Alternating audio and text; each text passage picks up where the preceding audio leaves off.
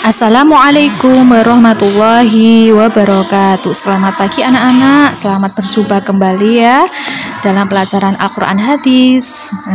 Tentunya sebelum mengawali pelajaran dan materi kali ini, anak-anakku semua berdoa terlebih dahulu ya. Mari kita ucapkan basmalah, bismillahirrahmanirrahim, dan doa sebelum belajar.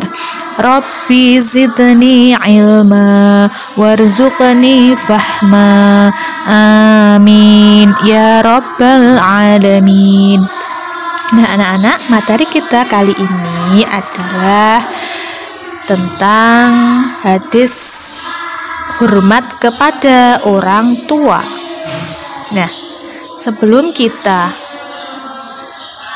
anak-anak semua tahu apa pengertian tentang hormat kepada orang tua, nah, Bu Guru ingin bertanya, siapakah orang tua itu?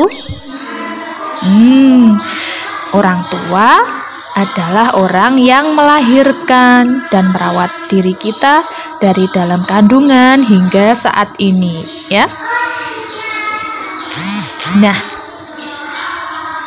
setelah kalian tahu orang tua adalah orang yang melahirkan kita, ya. Lalu sekarang hormat itu apa ya pengertiannya? Hormat adalah sikap taat dan berbakti, ya.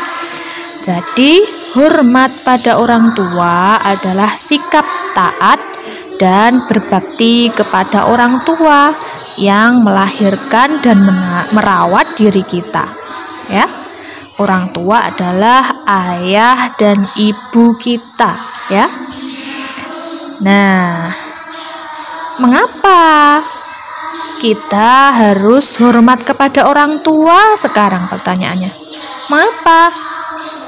Ya, karena orang tua, ayah dan ibu, ya, tentunya ayah adalah orang tua yang memberikan nafkah keluarga, ya, yang memberikan nafkah keluarga, membelikan kita, memenuhi kebutuhan kita sehari-hari seperti makan, membelikan kita pakaian, ya, dan lain-lain. Sedangkan ibu adalah orang tua yang melahirkan dan mendidik kita.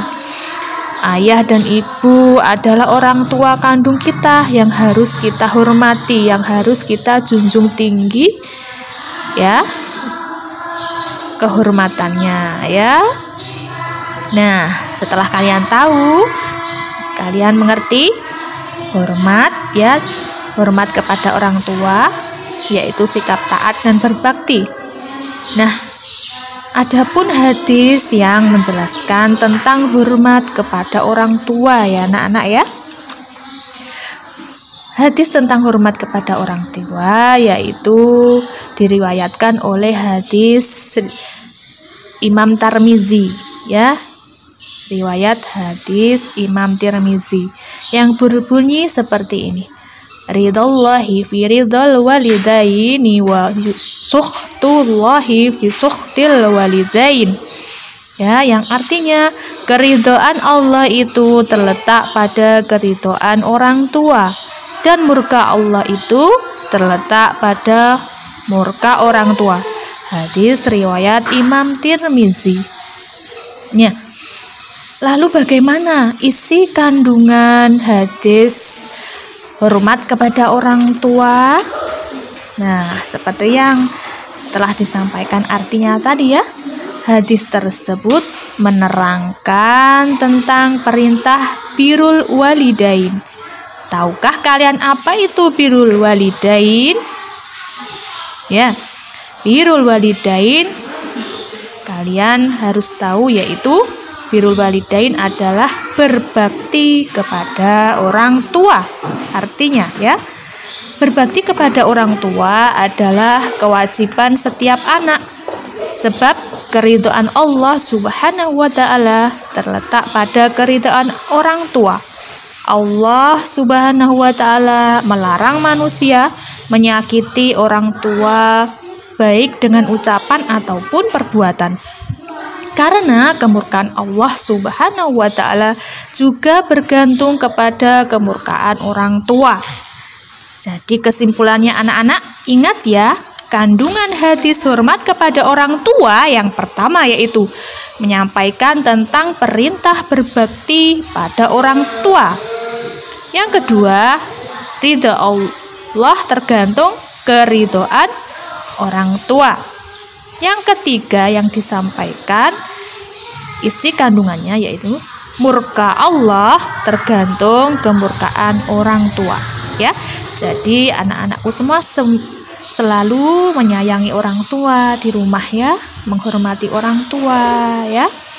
Kita harus berbakti karena orang tua adalah orang yang menyayangi kita, merawat kita sejak kecil, melahirkan kita dengan susah payahnya ya. Jadi kalau kita sampai berani kepada orang tua, maka kita akan mendapatkan dosa ya. Kemudian anak-anak, bagaimana cara kita menghormati orang tua? Ya, menghormati orang tua itu ada caranya anak-anak ya. Cara menaati kedua orang tua yaitu yang pertama, menaati perintah orang tua. Yang kedua, menerima nasihat orang tua. Yang ketiga, berperilaku sopan kepada orang tua. Yang keempat, berbicara santun kepada orang tua. Ya.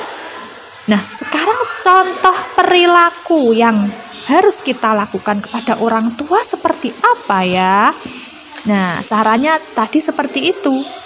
Nah, sekarang bagaimana perilaku yang harus kita lakukan kepada orang tua kita? Yang pertama, contoh perilakunya ya, yang bisa kita terapkan, yang bisa anak-anak terapkan di rumah.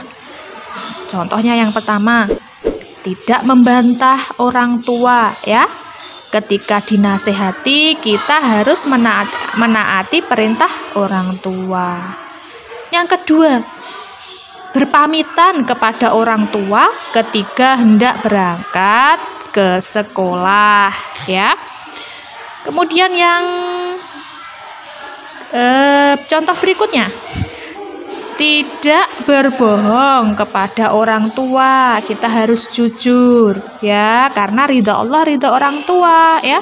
Kalau kita tidak jujur maka orang tua pasti sedih ya. Kemudian contoh yang lain, mendoakan orang tua. Kemudian membantu orang tua ketika memasak, menyapu misalkan ya. Kalau membantu ayah di rumah misalnya mencuci mobil, motor, dan lain sebagainya. Kemudian ada juga membantu dan merawat orang tua ketika sedang sakit ya. Nah, itulah perilaku yang harus bisa kalian terapkan di rumah ya. Nah, kali ini anak-anak inilah tadi materi yang bisa Bu Guru sampaikan. Nah, harapan Bu Guru kalian nanti di rumah ya, mulai saat ini harus bisa menerapkan berperilaku hormat kepada orang tua ya. Bantulah orang tua di rumah semampunya ya, berkata yang sopan ya, membantu pekerjaan orang tua di rumah ya. Mumpung banyak waktu di rumah ya, sempatkan berperilaku yang baik kepada kedua orang tua di rumah ya. Nah, sampai di sini saja, sekian materi yang bisa Bu Guru sampaikan. Semoga bisa dipahami. Wassalamualaikum warahmatullahi wabarakatuh.